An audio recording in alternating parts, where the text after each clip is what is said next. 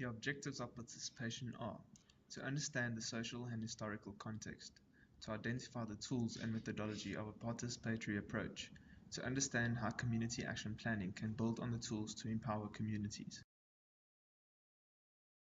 Sherry Arnstein's ladder of participation, which starts with manipulation and ends with control.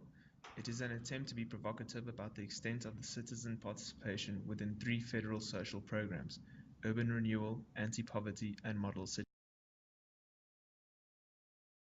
Participation is about both power and rights. The redistribution of power enables marginalized communities to join in political and economic processes. Inclusion for how information is shared and policies and goals are set. Partnerships cannot be sustainable without participation. Cooperation to forge alliances with authorities and communities. Participation over time can influence, empower, and transform. Today, almost 1 billion people, 1/7 of the world's total population, live in informal settlements, the majority of which are in developing countries. The role of the architect needs to shift from that of a provider to a supporter or catalyst in order to facilitate inclusive building processes in places of rapid change and scarce resources. By initiating these participative processes, the shift from genius to senius becomes an active and involved engagement beyond handing out. Architects do not need to abandon the skills they have, but consider how to use them as a servant or interpreter, transforming the commodity of architecture from a private skill to a social resource, opening up the rights for people to make high demands of it.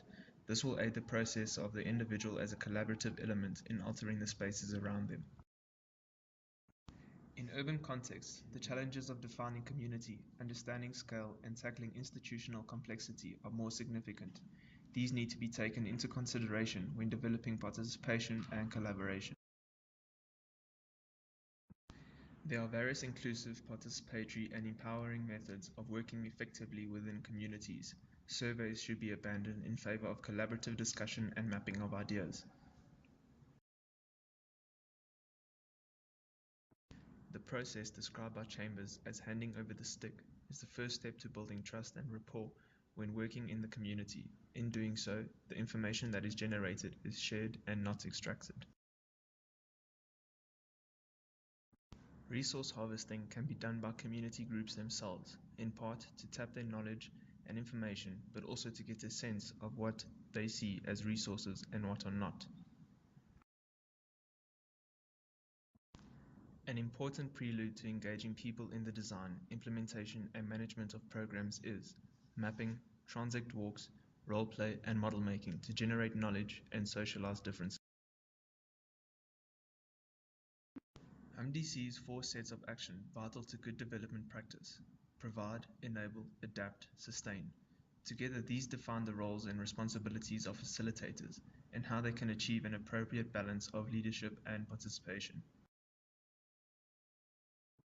Active and intense community-based workshops empower communities to direct their own development, enables groups to design, implement, and manage their own settlement plans, and begin to inform policy. Participatory methodology takes the tools and development plan which identifies problems and considers potential strategies. HUMDI suggests reasoning backwards as an adaptation of forward planning or lessons from the everyday in order to achieve collaboration.